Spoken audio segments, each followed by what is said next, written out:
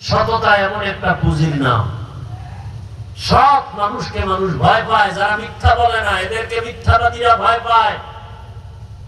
ভাইরা আমার, আল্লাহর ভয়টা যদি আমার মধ্যেও না থাকে তখন আমার চলাফেরার কোনো ব্যালেন্স থাকবে না। একটা ছাত্রের অন্তরে যদি আল্লাহর ভয় না থাকে, ওস্তাদের সাথে বেয়াদবি করতে চিন্তা করবে না, ঠিক নেই?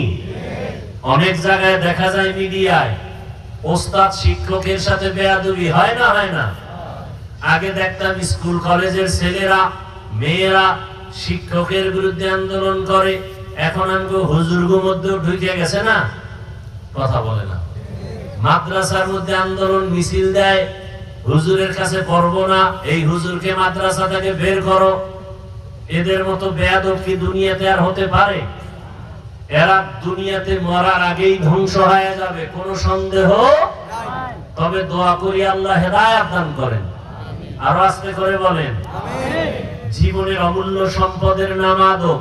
লিকুল্লি শাইইন জিনাতুন ফিল ওয়ারা ওয়া জিনাতুল মারই তামামুল আদাবি আজ খুদা খা হিমে তৌফিক আদব বেআদব মাহরুমে গাশ আজ ফজলে রাও। আদব ওয়ালা জিন্দেগির বড় দাম। শুধু হুজুরের সামনে নামাজের সুরাতে বসার নাম আদব না। যেই জিনিসটা যেই জায়গায় রাখা উচিত ওই জায়গায় রাখার নাম আদব।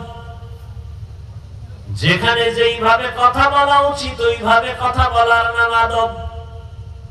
যেখানে যেইভাবে চলাফেরা উচিত ওইভাবে চলাফেরার নাম আদব। এই আপনারা উঠেন কেন? হেদায়েত হয়ে গেছেন না ব্যারাম? হ্যাঁ, উঠার ব্যারাম থাকলে ঢুকছেন কেন প্যান্ডেলে? ডিস্টার্ব করেন কেন? অন্যের ক্ষতি করার জন্যই দুনিয়াতে আছেন আপনারা।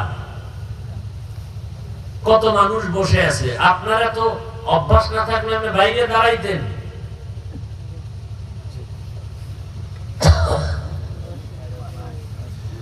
আল্লাহ তাআলা বলেন আমাকে ভয় করো।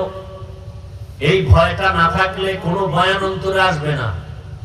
এই ভয়টা অন্তরে আসার কারণে যদি আজকে কেউ গোপনে কানে কানে বলে হাফিজ ভাই আপনাকে 1 কোটি টাকা দিব, আপনি দাড়ি কেটে ফেলেন, কল্লা ফালায় দিতে রাজি, দাড়ি জীবনে কাটবো না। কেন?